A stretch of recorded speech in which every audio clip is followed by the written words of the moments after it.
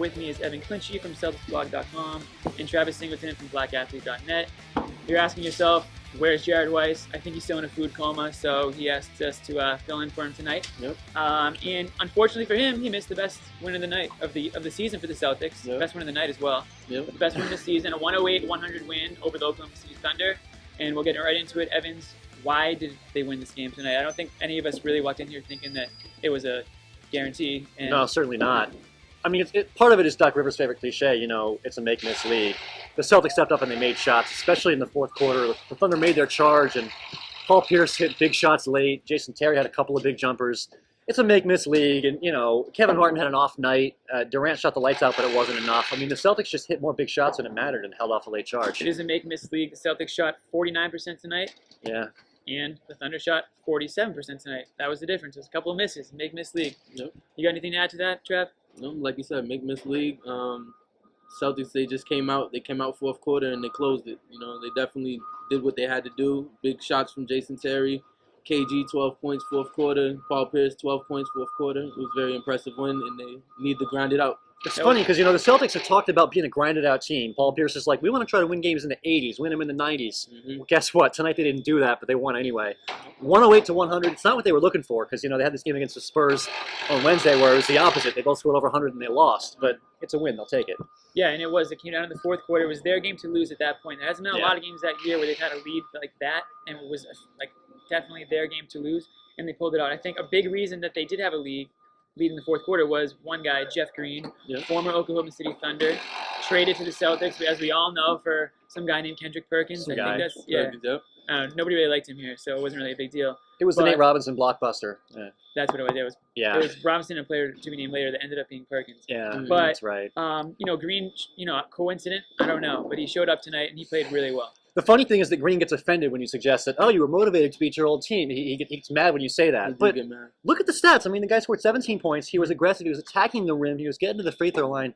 He was doing all the things that we've been asking Jeff Green to do all season. He steps up and he does them tonight, and it makes a big difference. So I don't care what's motivating him, but just keep it up, Jeff. That's all that matters. Travis, I know I was sitting next to you watching the game, and you said on countless times, I told you he was going to bring it tonight. What made you think that? Just it's his old team. I feel like after the trade, he has something to prove. And just to show the Celtics fans that he's worth that deal with Kendrick Perkins and stuff like that. So I just saw it in his eye when I saw him pregame, and he looked like he was ready to go. And he came out very aggressive. He didn't look nervous at all about his heart, anything like that. I feel like the heart condition was kind of holding him back. And after that, Al Jefferson dunked. After he dunked on him, I feel like everything's been snowballing now. He's been very aggressive, and hopefully it just keeps going. There might have been a little mental thing. I know us three were impressed with Green tonight, and there's one other guy impressed, and that was Doc Rivers. I thought Jeff Green was spectacular tonight, and it's funny. I think the two plays that I called for him, he didn't score. He scored on all the plays that wasn't his, and that's what we kept telling him he has to do. Stop waiting for us to call it, go get it, and I thought he did that tonight. Now it's Doc Rivers on Jeff Green. Again, Green finished with 17 points in just under 25 minutes, 6 of 11 shooting. And as we mentioned earlier, came here in the Kendrick Perkins deal. I talked to Perk before the game real quick, and I said, is it, are you over this now? It's not really a big deal to you coming back. And he looked at me, he's like, nah, man, it's still weird. Like, sitting in the visitor's locker room, there's nobody around him. And I think he still has a soft spot. I mean, I know he still has a soft spot for Boston. He definitely does. I mean, he's still watching every Celtic game. He says even when they're playing a game, the Thunder playing on the same night, he'll go back and watch it later, and he'll call his old teammates and talk about how they're playing, and they bounce constructive criticism off each other. He said they landed last night in Boston, and he went to Rondo's house at Thanksgiving dinner. Wow. I mean, he's still a Celtic. You can't blame the guy. He was here for 8 years. Dinner with the family, right? Yeah. So he went to Rondo's house and ate all their food. That's what he said. I mean, you can picture that, can't you? Well, he's on a diet, though, so he couldn't be eating that much, right? He's very lean now. How do you think that's affecting the way he plays? I mean, he was a big bruiser when he was with the Celtics. Now, we saw him running the court tonight. I feel like him being lean, it's actually fitting into their system. The Thunder system. They like the running gun. You got Westbrook and Durant, so I think they're motivating him too, and keeping him conditioned is very well. Basically, I want to say it's helping out for the team because at the end of the day, he's a bruiser, but now he's spacing the floor a little bit. He's adding that jumper to it. The little mid range. So I feel like it's helping out for him, definitely. And he's rebounding still. He's still big body Perks, so he's gonna still give him some problems. Absolutely. Green, great production out even from the bench tonight. One player that was brought in to have production off the bench was Jason Terry. Tonight, didn't come off the bench, but it certainly came in the fourth quarter. A couple big shots in this game. Trav, we'll go back to you. Terry tonight, I mean, really huge shots for him. Yeah, he spaced the floor out whenever Rondo was, looked like he was stuck in the water, by himself, on a raft, and Jason Terry just came and saved him a couple of times. He had the corner mid-range shot that he hit when Rondo was stuck, when he just kept going, and then he kicked it out to him. And I feel like, we brought Jason Terry here for that, Mr. Fourth Quarter. That's his nickname. Right. So he definitely brought it tonight, and I feel like, it's going to be good. Cool.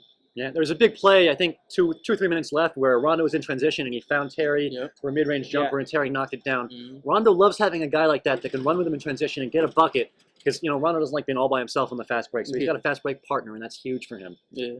Well, we've seen it shot after shot in the fourth quarter from Terry. Like you said, it missed the fourth quarter. Yep. We always get the jet. We got it again tonight. We did twice. And once I asked Terry after the game, I said, "Why are you that type of player?" Because he said it. He said, I live for that moment. I live for those shots. And I said, have you always been that type of player? Was there a certain moment? And sure enough, he had the exact moment when it all started. My sophomore year state tournament, senior laden team. I was a sophomore, and I took the last shot and I missed. But from that day on, I vowed that anytime the game is on the line or I'm in that situation, I will take the shot and I'll be confident, make or miss. And my coach always told me, you have big balls to take a shot when you're the only sophomore on the team, and we got all seniors. And it basically ended their career, but it gave me confidence in mine for the rest of my time. What school was that? Franklin High School. What if you made the shot? If I'd have made it, I'll really be shooting them now. Interesting that it was off a miss that he became, Mr. Fourth Quarter. I mean, it's just kind of crazy that it took a miss for him to get that mentality, but it's the type of guy he is. And if he missed that shot, it wouldn't have changed anything, I don't think. I think he still would have. It wouldn't have hurt him at all. Confident guy, it's what he does. Yeah, he's confident. Okay, now we are going into Boxing Up, which is our segment that we have every show, and we pick one stat out of the box score, and we'll start with Travis. What's your stat of the night? My stat of the night, I'm gonna have to go with Brandon Bass. I felt like he could have been more productive in this game. He shot 3 for 12 from the field, and I feel like if he would have hit a couple of those wide open jumpers that he had, we could actually blew this up, and we may have had Geno time. Would have been nice. All right, my stat, which I forgot I need to share, it was 35-13. Those are the bench points for the Celtics over the Thunder. Green had 17 off the bench, and Jared Sullinger had 8, Chris Wilcox 6. When the Celtics' second unit contributes offensively, they're really, really tough to beat. They got 5 starters that can score, but they got 5 more guys off the bench that can really pile on the points, and that was a big stat for them tonight. There you go. Good stat. Thank you for bringing us out of the box with that.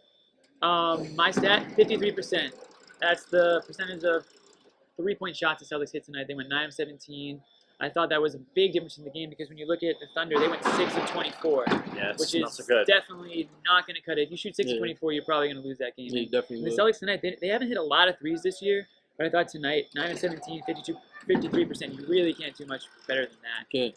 Not so at all. that was good by them. And now it's going to lead us to our baller of the night. We'll start with Jeff again.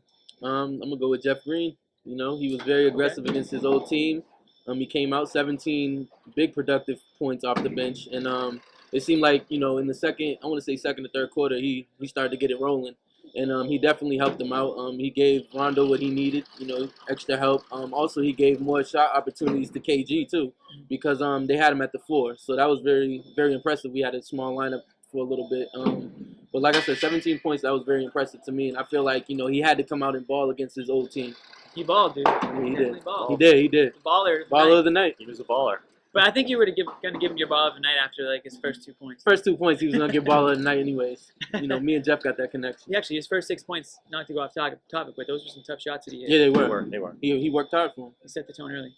All right, ball of the night. I'll take Jason Terry. I mean, the Celtics have been looking for an identity offensively in the fourth quarter, and Jason Terry tonight stepped up and gave them exactly that. He had a couple of big shots, including the final dagger, that 3 that finished him off. Yeah. Big shots from a big shooter. I'll take Terry. Okay, I'm going to go with Paul Pierce because I thought Pierce was the reason the Celtics stayed ahead in that game. Yeah. He hit big shot after big shot, finished with 12 points in the fourth quarter, 22, I believe, in the second half. Yeah. 27 on the night, but I mean his shooting in the fourth quarter and in the third quarter, that was a vintage Paul Pierce. Yeah, that was. I said it at one point. I think to You you, I did said say, yep. take over time. To take over time. That said, I do think that he did a couple things that I didn't really like towards the end of the fourth quarter. I think he had a couple rushed shots, and then those back-to-back fouls were tough as well. Yeah. That was good for him to get a flow going in the fourth quarter, and Seal the deal. Fortunately, we don't need Pierce ISOs all the time. Back in the Not day, so much, no. back in the day, back in the day we needed it. Back in the day, that was like the go-to play, but not so much anymore. We have another segment that we're going to start off tonight. It's called Behind Enemy Lines. What we did was before the game, we went into the visiting team's locker room, picked a player, asked him a couple questions. Tonight's guy was Kevin Martin, who, oh, by the way, had a really bad night, so maybe that's a good thing. The Jimmy Jinx. Maybe we should just keep doing it now. Yeah. So we talked to Kevin Martin, asked him a couple questions just about the trade from Oklahoma City, with Oklahoma City and Houston, and his thoughts on former teammate Courtney Lee. Behind Enemy Lines right now with Kevin Martin of the Oklahoma City Thunder. Kevin, just so you know, I don't think you're an enemy. It's just a segment. Don't take it personal. Take me back to when you first heard the news of getting traded by the Thunder. What was going through your mind at that moment? I was excited to come to a team of this caliber, players of this caliber, and my side of my campus jump for joy just like I was. So we was just all excited. Cool. And how do you think, since the trade, how do you think that's changed your game at all? And are you happy with how things have worked for you? I mean, you're scoring more now than you ever have. So are you surprised by that? I'm just being more efficient. Playing with a great group of guys that they have a very high IQ of basketball. So it's just making the game easier for me. And we're just out there having fun and getting better every day. When the trade happened, it seemed like it was all about James Harden being traded from the Thunder. Nobody really mentioned you much. Did you feed into that at all? Does that sort of add fuel to the fire that people didn't really? No, I don't play basketball for those reasons. Ever since I picked up the basketball, I've been doubted. So keep on doubting me, it's fine. I just play the game just because I love it. Courtney Lee was another player that was traded from the Rockets, former teammate of yours. Can you just talk a little bit about what type of player he is with you guys and the type of guy he was off the court? Courtney is a great team guy. He's going to do everything the coach asks. He's going to guard the best offensive player on the other team and rebound. He's just a solid player, and he's even a better guy off the court. Awesome. Thanks a lot. All right, thank you. All right, so that was Kevin Martin. Again, tough night for him. 1 of 7 on the night for just 3 points. And I thought, going back to what your point was with the boxing out, limiting the Thunder bench tonight was that's huge. A huge thing for the Celtics to do because they've got some guys on that team that can really score. And Martin's I think he's averaging almost 18 points a game, which is more than he averaged starting for Houston, I believe, or right around there. Yeah, he's been a really efficient scorer. He's getting to the line. He's getting high percentage shots from the floor. I mean, he's been a really good. He's filled that James Harden role really well. He has. But tonight the Celtics shut him down. Some nice things to say about Courtney Lee as well, who's still trying to find his role in the Celtics. Not a great night for Lee again tonight, but I think he's a guy that he's a pretty level-headed guy, and he's going to find his way in time. I mean, he's searching for his role. He doesn't know exactly what he's supposed to do right now. But I mean, right now his goal is to be a slasher and help, on the defensive end, to fill that void until Avery Bradley gets back. So any ball, on-ball defense he brings, we can take that. All right, we're going to go around the league now, and we're going to go talk about the Knicks, who had a game tonight against the Houston Rockets. The Knicks have been playing some of the best basketball in the NBA right now, but you can't say that about tonight's game. A loss to the Rockets, 131-103. You can't blame Carmelo Anthony for this one. We'll get into that, but just thoughts on the Knicks season up to this game tonight. I mean, we've seen some good Knicks and some bad Knicks. I mean, they started the season undefeated, and it wasn't just Carmelo taking over with his scoring. It was Carmelo taking over with his scoring and guys stepping up and taking shots around him. The defense was great. It was just a really great team effort with a lot of role players stepping up. Tonight was more of just Melo being Melo and not much else. So you got to wonder how much we're going to see of the good Knicks and how much of the bad. They've got to have a more balanced team effort. They got to play defense. They can't give up 131 points to the Rockets. They can't let Chandler Parsons go up and destroy them. Right. And just to go on to Melo, 37 points tonight, 14 of 24 from the field, 7 of 12 from 3. And the Knicks as a team shot 43%. I'll take you to the Rockets real quick. James Harden led the Rockets, 33 points, 7 of 15 shooting, 16 for 16 from the line. But it wasn't just Harden. Like you said, it was Chandler Parsons, who had a Yep. career-high 31 points tonight. Yeah. 13 of 17. And, we know last season the Knicks certainly weren't known for their defense with a certain Mike D'Antoni coaching them. Yeah. This year, though, they've been playing pretty good defense. But when you give up 131 Yeah, points to the 131. Rockets, Yeah. that's tough. Travis, just real quick on Harden so far on that team. I mean, Harden, he's he wanted to step out of the shadow of Durant and Westbrook, I feel, and he actually, he's stepped up. A lot of people were questioning his game, and he's been, basically shutting up all the doubters. He's been playing his game. I know he's top 5 leading scorer in the league right now, and he actually is averaging more than Durant. I'm pretty sure on that. But his role on the team, I mean, him and Lynn, they're doing what they have to do, and I mean, same thing tonight. He had 33 points. Right. I mean, just leading the team. I feel like what he brings to them is a playmaker, but also, he just brings the overall charisma that he's determined to show everybody that he can be a leading scorer. Right, Yeah. and the Knicks, they're winning without Carmelo Anthony. So, they're winning without Carmelo Anthony.